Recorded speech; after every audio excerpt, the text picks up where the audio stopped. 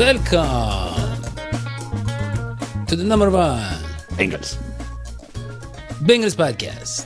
Bengals Podcast. I'm your host, Daddy McDuke. I'm joined as always by Dr. Hodgie, Dr. Kismoji. That's right. And George Michael? Sheeran? I don't know. Who else? Oh, that's the best. That's the best one. You got Careless Whisper. Yeah, and you got to have faith. He's had faith since the 90s. We've had faith. And he's since been the 80s. whispering in our ears, the Bengals. Yeah. Analytics. But they're getting there. now there is more than one crooner, Dadio.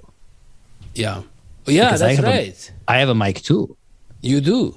Hodgie has a mic. I'm dreaming of an AFC victory. There we go.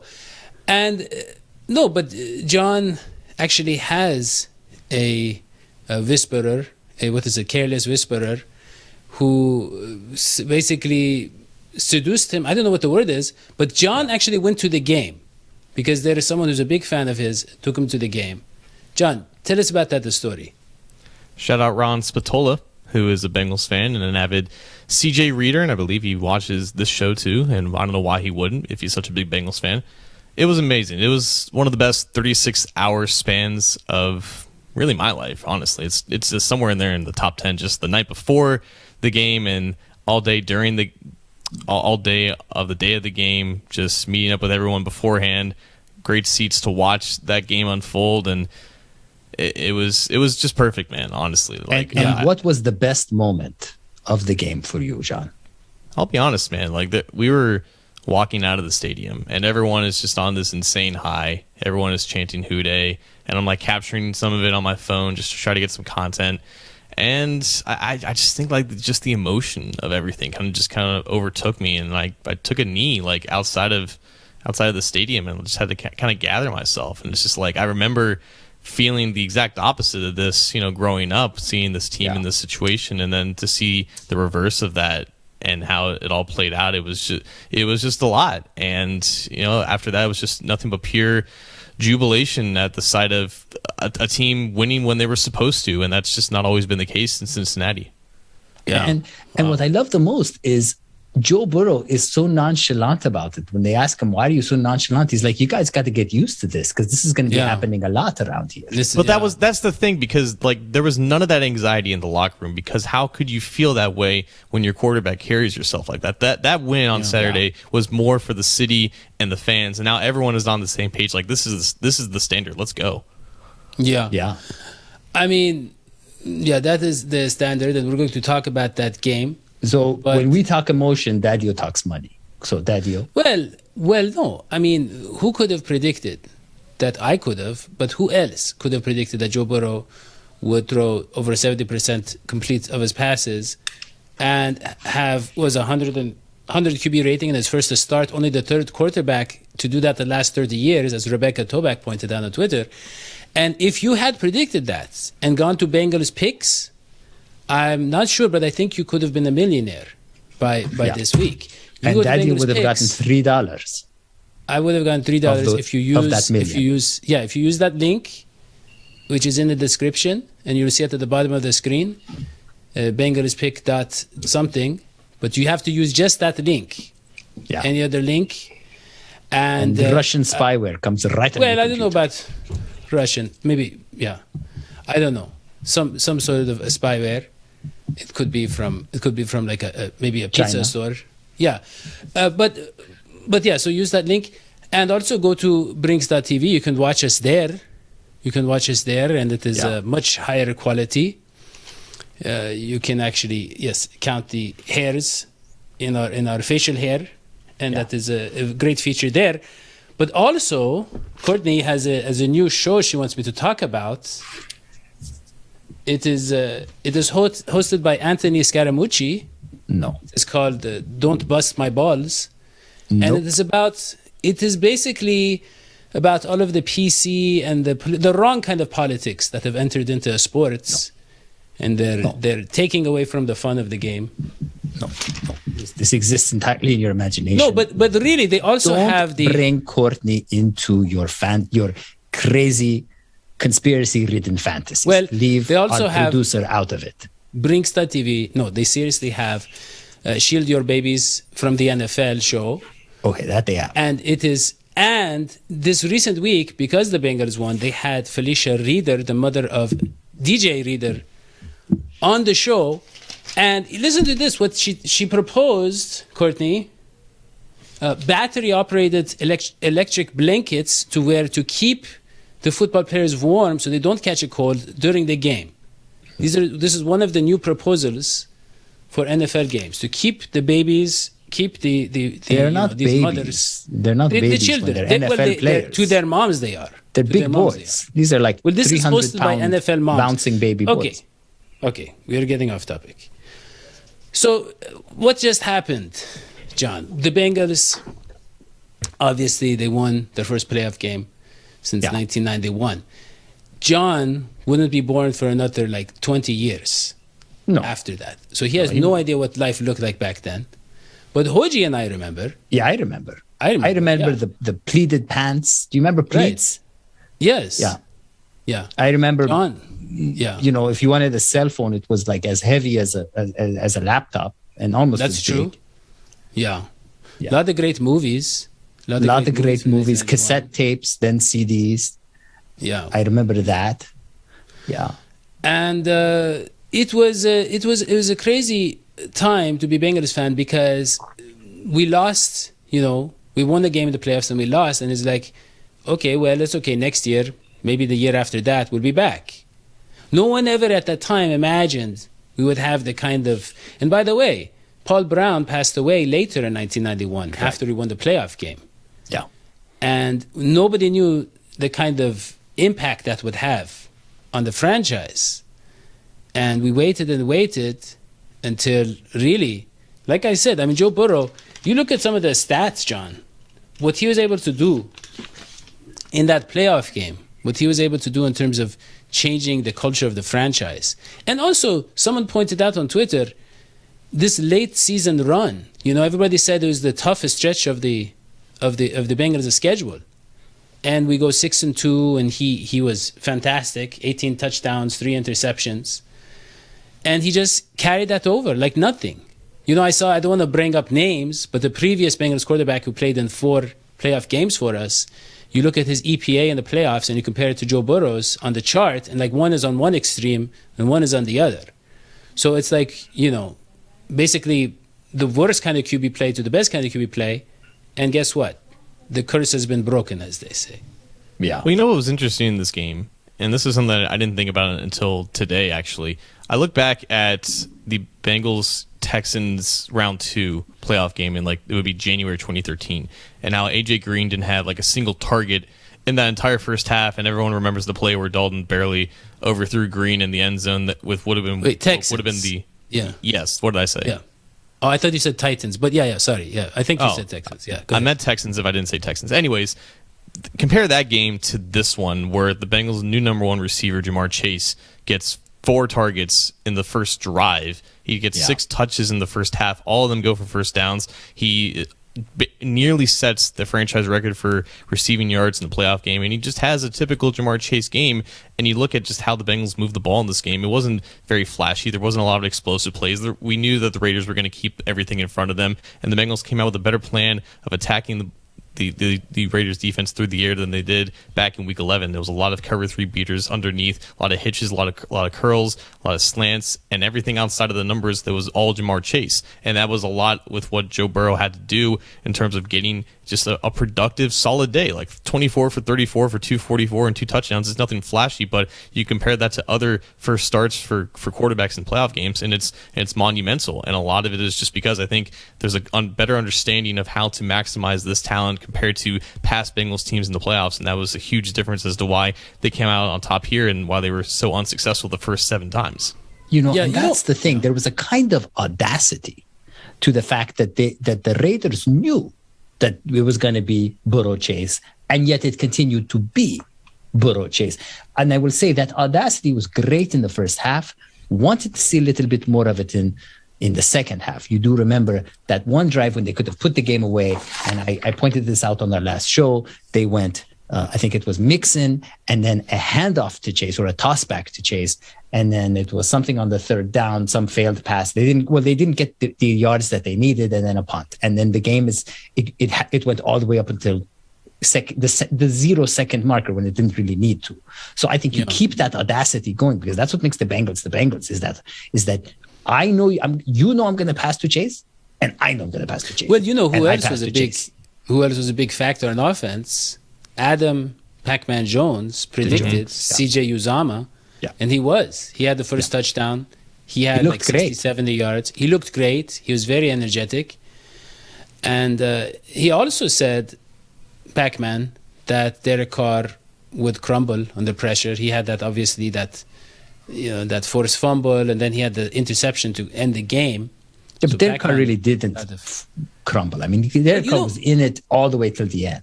You know what I will say about that game, John, is that we should have won by 2 or 3 scores. We should have won by a lot more. And there's a lot of times we didn't capitalize on being so close to the end zone. But also, I feel like we took our foot off the pedal in the second half a little bit. I was saying that. And yes, John agrees. And then also, no. I mean, not really, no. No. John, no. But what I mean is, we were on a roll early on. I think it was 26. It could have been 28 or something, 6. It could have been a lot more. Yeah. And then the Raiders saw that they were still in it, and they came back. What I'm trying to say is, I think that it was the first playoff game for a lot of these guys, a lot of young guys, and I think it's not just about the Bengals. I think any team in that situation, their first game is not going to be, they're getting the jitters out. So what I'm saying, and this is to segue into our next segment, I think the Bengals are going to play a lot more relaxed and be themselves in this second playoff game. And to discuss that, we have 2 very special guests. I'm talking about Davey Hudson, who is a star for Fox News Sports, the Fair and Balanced Sports Network, and former Tennessee Titan who played in the Super Bowl against the Rams, Mr. Denard Walker. Welcome to the show. Hey guys, how are we all doing today? We are good. Guys, thank you for having us. Welcome to the show, guys. So, Davey and Denard, when you look at this matchup, and you have your star, Derrick Henry, probably back, maybe not 100% back. You have a team that has started 8-2, and then kind of kept things afloat, to end the season, and has still captured the number 1 seed. But everybody knows, perhaps the MVP of the league, Derrick Henry, was not there, and now they were just, leaving a space for him. There are other running backs trying to fill the void, but just holding down the fort until he comes back. What is the state of the Titans in your mind? To get things started, I mean, you talk about losing Derrick Henry. I know all the national media outlets at that point were saying the Titans season is over. There's no way they can overcome this. And since he went down, the Titans have gone 6-3 and managed to lock up the 1 seed in the AFC, bought them a bye week. And right before we came on, guys, I looked at the Titans injury report, and it was the shortest I have seen this entire season. The Titans set a record in the NFL for using 91 players on the active roster this year. And it is something to where now you see the Titans finally getting healthy, and so you're interested to look at this team and be like, all right, what are they able to do now that they have all their pieces? Because it wasn't just Derrick that was out for times. They were missing A.J. Brown. They were missing Julio Jones, key pieces on the defensive side of the ball as well. And so now everything's coming together to where you're like, the atmosphere in Nissan Stadium is going to be electric. Getting to see Derrick get back out on the field, even though it's not been confirmed yet, everything is looking as though he is set to play this coming Saturday.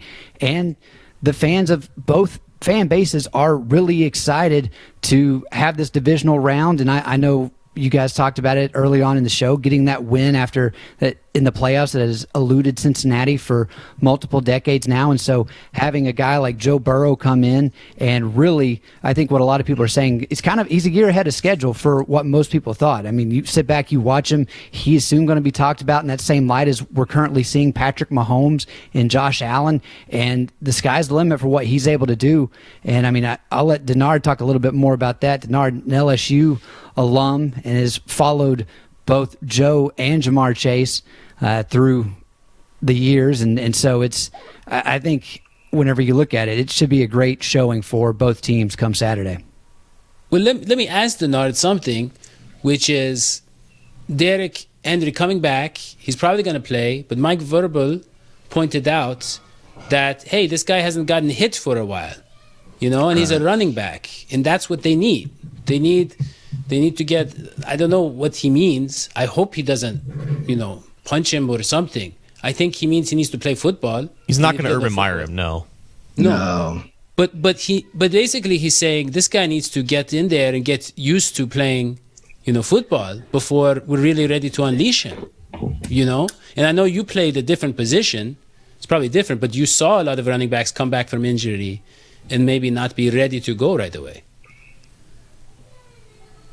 Well, it doesn't matter the position.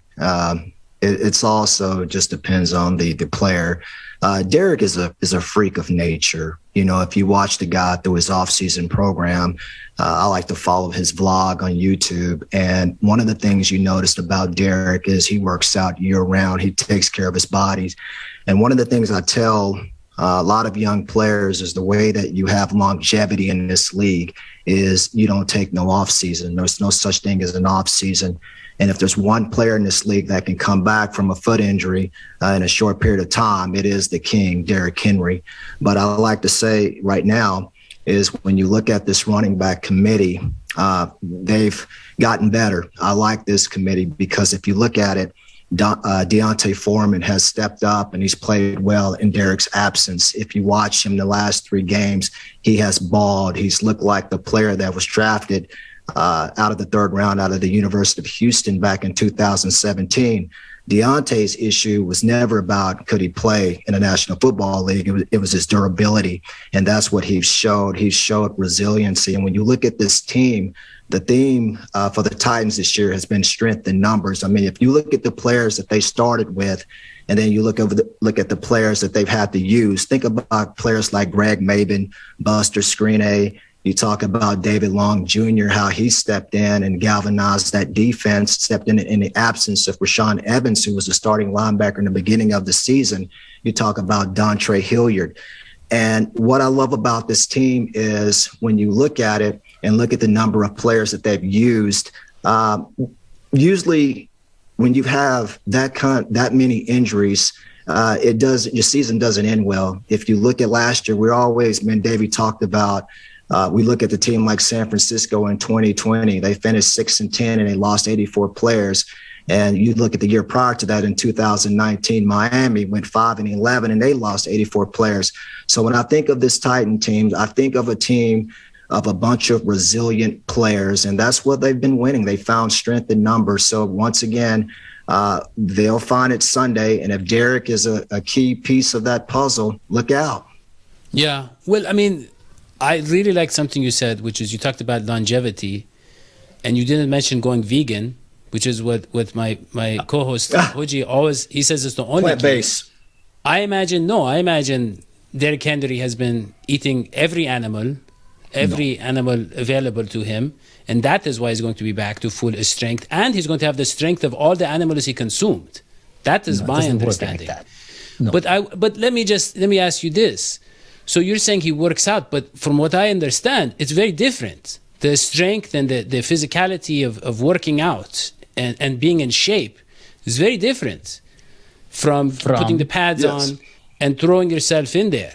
Yeah. So if I imagine he's not going to have more than 20 carries. So who is the next man up? You mentioned Dontrell, you mentioned Deontay. They both have had good games. I see here that Dontrell had 131 yards against the Pats. Deontay had 132 against the Dolphins. and he also had 108 against the Steelers. So they both had big games. So how are they going to divide carries in your mind?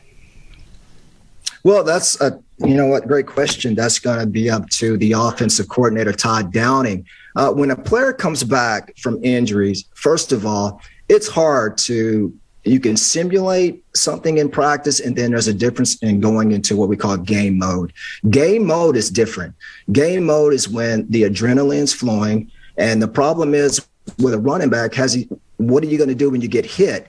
And so it's going to be tough, but I'm not anticipating Todd Downing saying, listen, I'm going to load up the King and he's going to rush for 25. We don't even know if he's going to start, but if he's active this game, if they activate the King, what I'm expecting Tennessee to do is they're going to work him in the game plan. I think Deontay Foreman is going to get the bulk of the carries.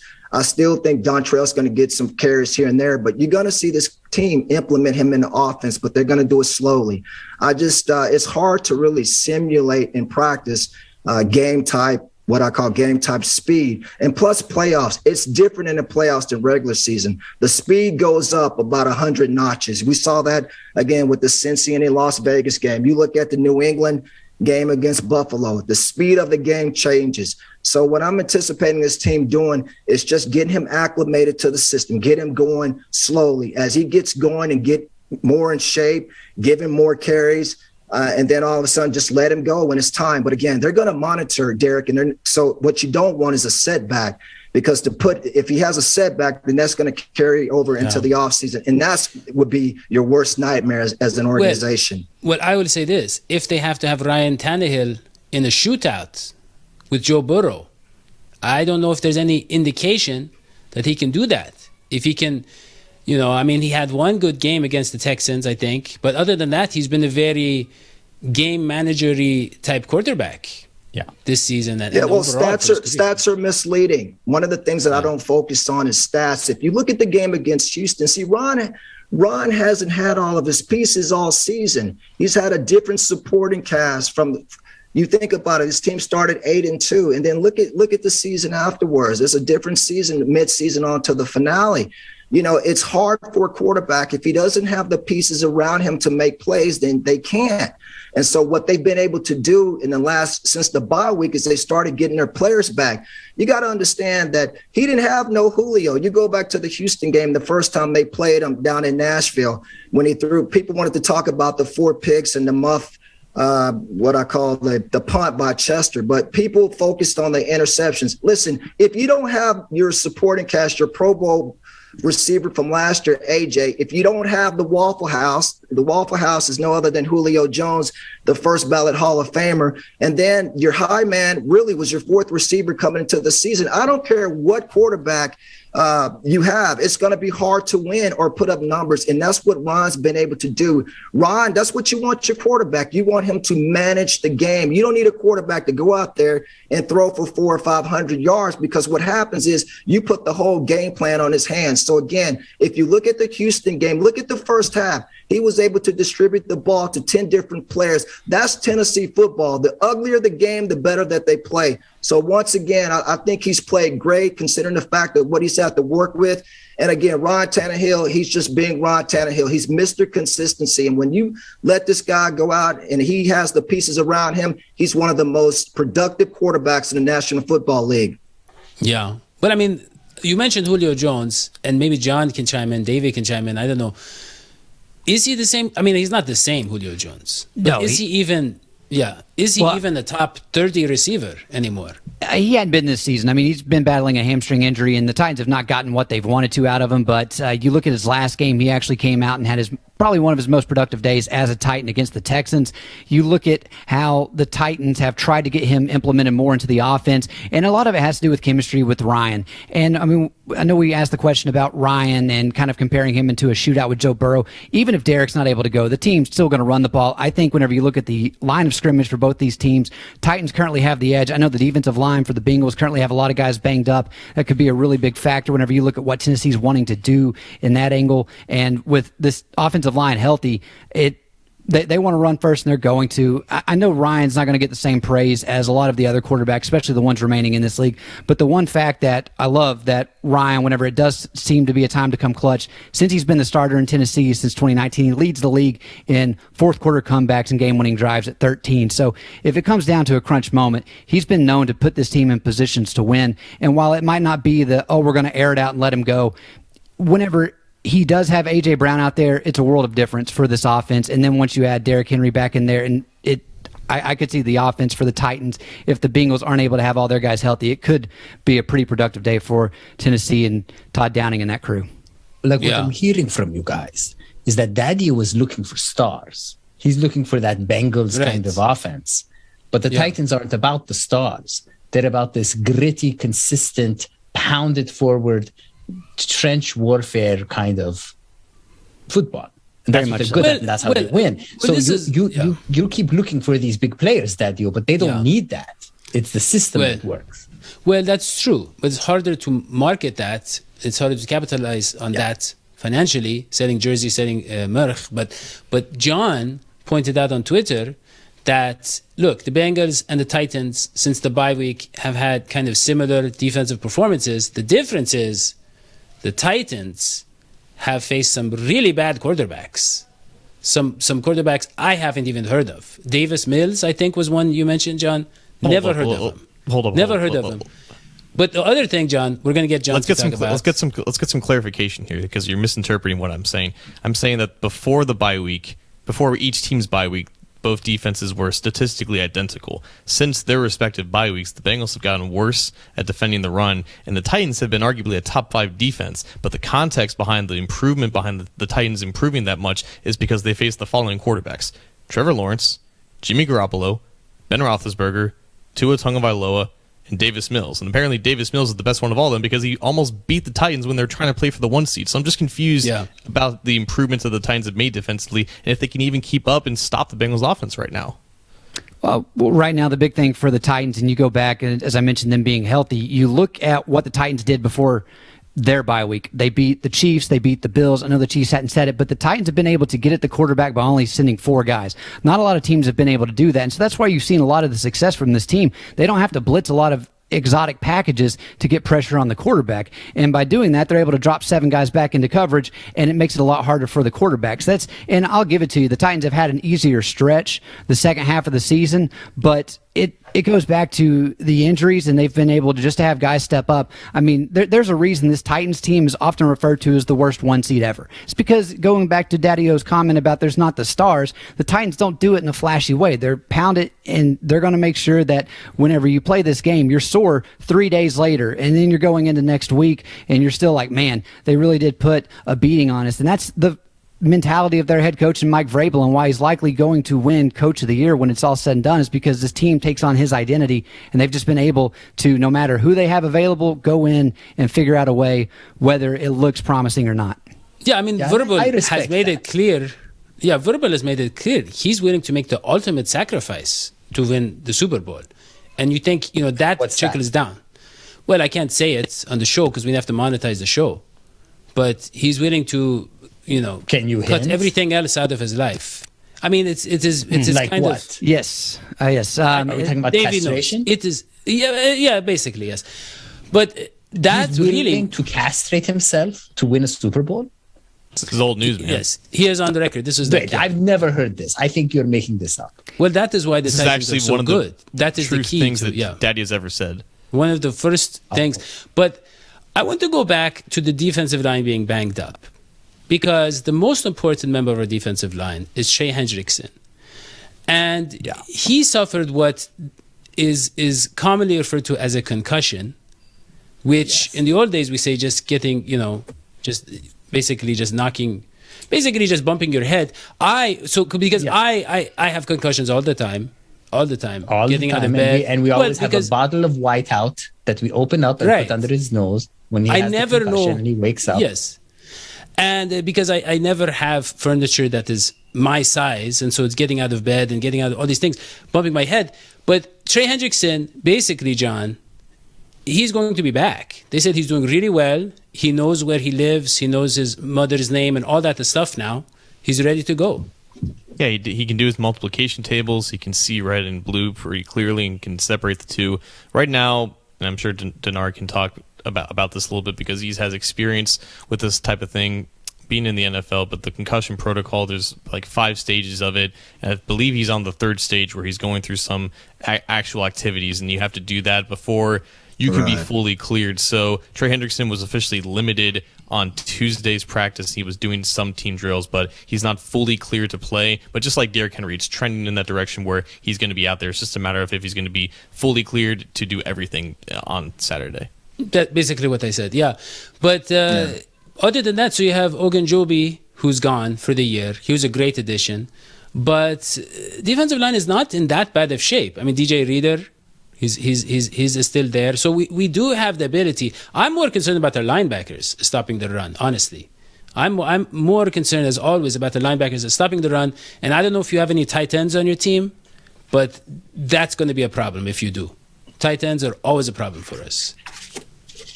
So, having said all that... They do have tight ends on their team. I can confirm that. Well, then this is going to be a close one. Yeah. So, having said all that, it is time for us to make our predictions. And I'm going to start with... We actually have a professor, a very educated man, supposedly, Dr. Hodgie, Dr. Kismoji, and he's here to tell us his horoscope.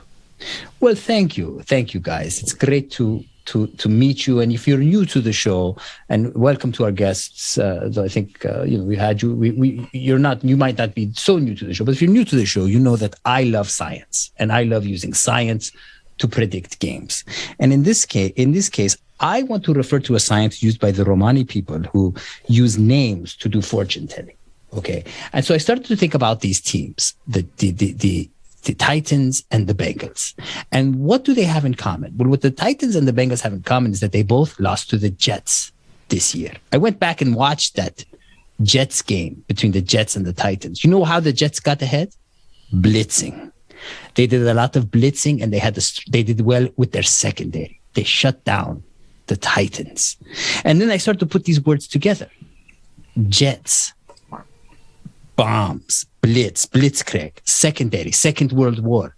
And I started to realize that that the connection between the Bengals and the Titans must be in World War II. And you go back to World War II, a lot of explosions. Guess who has the explosive offense? The Bengals have an explosive offense. It started to make all these connections.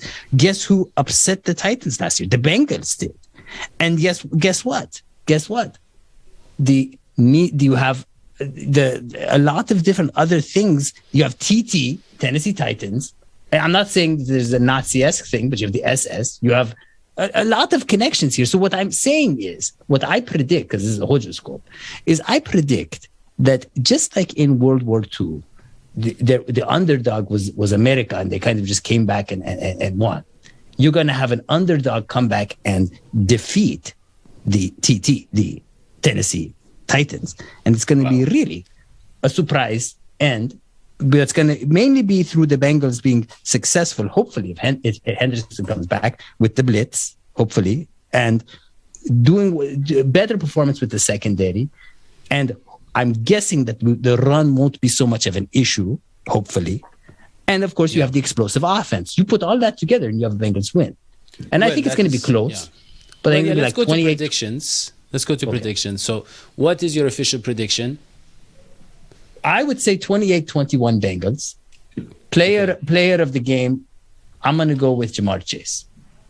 I love it. John, please. So the really big story here is how that Titans defense that's playing so well right now, how can they stop the Bengals offense? And it's just going to be two really well-performing units clashing up against each other. And that's the question, because I think it can be assumed that even 50% of Derrick Henry is still a lot better than basically any other running back. So as long as Derrick Henry's out there, I think he'll be fine to carry whatever type of workload that the Titans give him. And the Bengals have not been good stopping the run lately. Like, the Titans are going to get theirs when they give the ball to whoever they want to give out of the backfield. I think the Titans are going to score points in this one. It's just a matter of how much can the Bengals keep up. And just to keep up with appearances, I think the Bengals are going to lose this one really close, 21-20. Wow. That hurts, John. No, you don't Mr. understand. I got to say something about John here. Please I've go ahead. learned something about John. Yeah. John is predicting losses because Right. every time he predicts a loss, we win. Yeah. So he's reverse jinxing. serving the He's good trying of the to reverse community. jinx us. Yeah. I can neither Instead confirm of nor reverse deny. jinx. He's sacrificing his future as a senior intern here. Yeah. Because a lot of people are piling up on John and they're saying he doesn't know what he's talking about. So as an analyst, he's hurting his future career, but he's doing it for the sake of the team. I love it. That's how much he loves the Bengals. It sounds Mr. like Dave- you're saying that my analysis is not true, and I object to that. See how far he's willing to go. He can with the imagine a act? world where the Bengals lose, even though Right. deep down he thinks they're going to win. But he knows Yes. if he says they win, then they lose. Then they lose. Mr. Davey Hudson, please. Yes. So the Jets were mentioned earlier, and I thought that was an interesting game because we're talking about while the Bengals have had a great run, they've done a fantastic job at home. This game being on the road, the Bengals, I know overall, I think their record is 5-2 on the road this season, or at least for Joe Burrow. This season, though, since the last time Joe Burrow has thrown for over 200 yards and more than one touchdown on the road was whenever you all last played the Jets. And I do think Nissan's going to be an electric atmosphere. Am I correct in that I read the Bengals have never won a road playoff game? That is Yeah, correct, but- yes. That is That's true, but I was just curious going into that because it's like you look at that, and I mean it's just such a young team, and I do think experience does go well for you here. And while they're hot, the Titans aren't. They're at least going to come out. They saw what happened 2 years ago whenever they went in to take on the number one Baltimore Ravens and just absolutely destroyed them the whole game. So the Titans aren't going to come out and think that they've done something. They've already accomplished something. Mike Vrabel, the stat I have to give you all is after a bye week or an extended week where they played on a Thursday night, the following game, the Tennessee Titans under Mike Vrabel are 8-0. Obviously coming off the bye week here for getting the 1 seed and getting healthy. I think that the Bengals are going to give a great effort. It's going to be a fun game, but at the end of the day, I have the Titans winning this one 28-17. wow. And who's your player of the game? Player of the game is going to be A.J. Brown. I think they're going to look to get him the ball early and often, and I could see not exactly the same amount of targets he had whenever he went off against San Francisco, but I could see him getting somewhere between 8 targets and probably having about 6 receptions. The added effect of Derrick Henry, I think, is going to open up the play action to where they're able to hit one bomb to him over the top. And the thing for Cincinnati is if Trey Hendrickson can go attack the right side of the line with David Quesenberry. He's given up 11 sacks on the year so far, so the Titans are going to have to look to help there. But that is the weakness on the Titans' offensive line whenever it comes to pass protection. John, did you get that? Quesenberry. Write that down. Yeah. So, Mr. Denard Walker, please don't break my heart. I won't break your heart, but I like to say this. John knows a lot about football. I pretty much agree with him. Let's go. I will say, if you guys fire him, we'll hire him. And there's always saying that it says, as critics, we predict, and as players, they're the ones who decide the ultimate fate of the game. If Tennessee eliminates the turnovers, that's really been their biggest issues all season.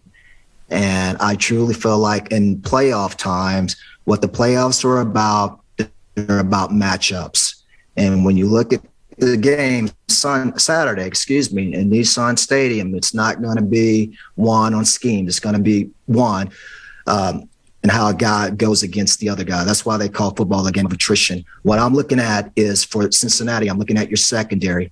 And I look at Eli Apple and Owozu, who is a former Cowboy, and I look at the receiver core for Tennessee.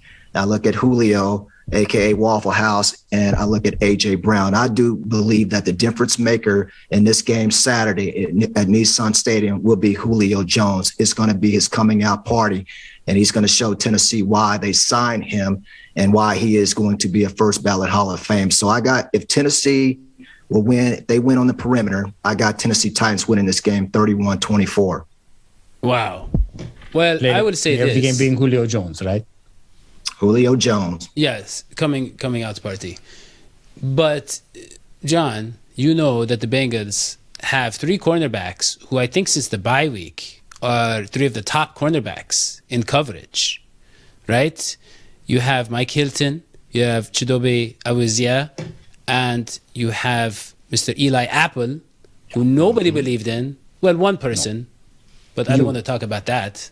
Yeah, You might have believed been in me. him. Yeah. Well, actually, there's also a couple of guys on Twitter. Me and two other guys. That's it. Yeah. No one else believed in him. But we I have some good didn't. corners. We have some good corners. They're good. They're really good. They don't have the name recognition.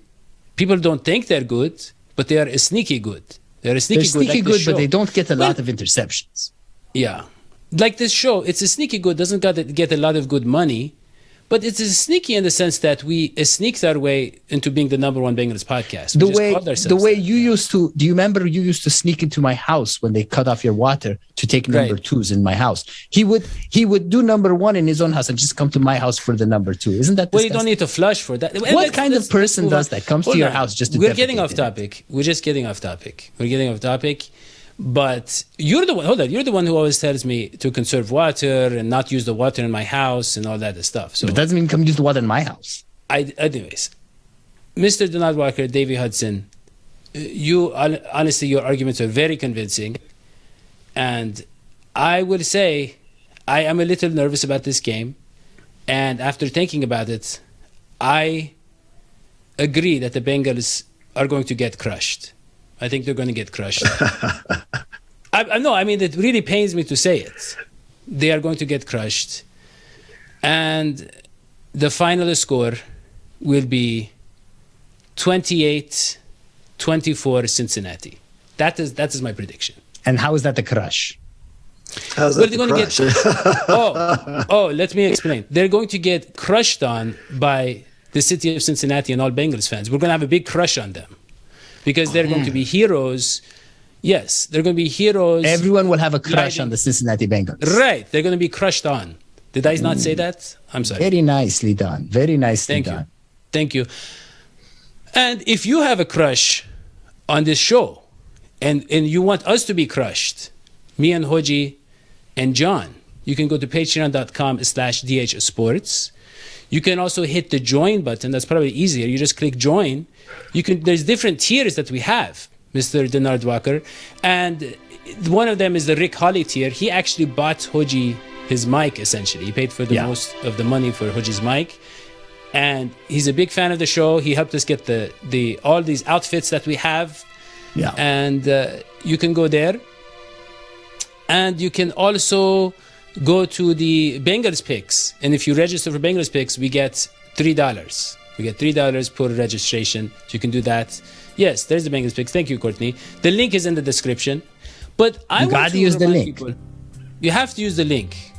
Otherwise, you might end up voting for the wrong candidate or something. I don't know how it works. Your bank account will be emptied. Courtney's telling me, yes, a lot of different stuff could happen to you. So, also, make sure you go to Bleav in Titans and subscribe. Leave a 5-star review. I think their settings are like ours. You can only leave a 5-star review when you go there. There's some sort of glitch in the system. It will leave a 5-star review and subscribe you anytime you open. If you don't leave a 5-star review, the same malware that Dadio has been describing will infect your computer and your life. 5-star. Exactly. But I personally had a lot of fun. And it was a pleasant experience talking to Mr. Davey Hudson and Mr. Denard Walker, a man who was a Super Bowl contender. He was on the Super Bowl team, 14 career interceptions. This man is a star. Honor to have him on the show. For Mr. Denard Walker and Davey Hudson and John, what would he say? John Sheeran, I don't remember his middle name. Dr. Hodgie Electric Smudgy, I'm Daddy McDook. We'll see you next time. So long. Sweetie. Bye.